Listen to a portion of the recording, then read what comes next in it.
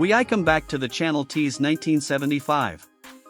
The roads are full of raw diesel power, no digital screens, no luxury, just metal, muscle, and machines built to last. And tucked away in Spain's transport revolution is a truck that never officially existed, but let's say it did.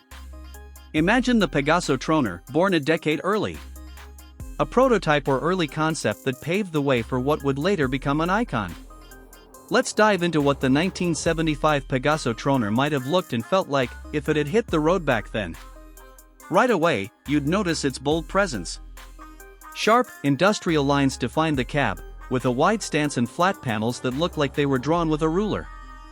It had that unmistakable old-school workhorse design, tall and upright, made for visibility and intimidation. The front grille was oversized and square, flanked by twin round headlights sunk deep into steel housing. It wasn't flashy, but it meant business. And in a lineup of 70s trucks, this thing would have looked like a boss. The cab sat high on the chassis, and it was all about practicality. You'd climb up a few solid steps and find yourself in a cabin built for long hauls and hard days. Inside, it was no frills, just functional.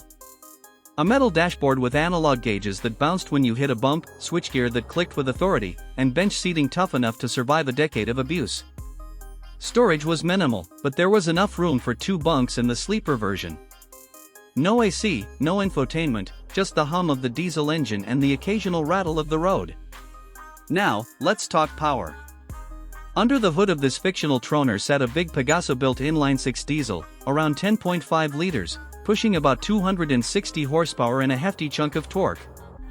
It was paired with a 12-speed manual gearbox, clunky, unforgiving, and totally satisfying when you got it right. This truck wasn't built to win races. It was built to haul steel, timber, livestock, whatever you needed up and down Europe's toughest roads. And it did it without complaining. It handled like a true 70s rig, heavy steering, rough suspension, and brakes that needed a bit of planning.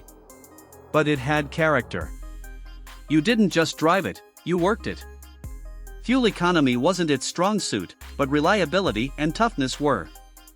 It kept going when others sat smoking on the side of the road. As for price today? Well, finding a Pegaso from 1975 is rare enough. But a prototype Troner? Practically mythical. If one ever surfaced and it ran, it would be priceless to the right collector. We're talking tens of thousands, more if it's been restored properly. This truck might be a what if, but that's what makes it special. It captures a time when machines were built with grit, not gadgets. Thanks for riding with us on this little detour through diesel history. Don't forget to hit like, drop your thoughts in the comments, and subscribe to Heavy Duty for more classic truck stories. See you on the next haul.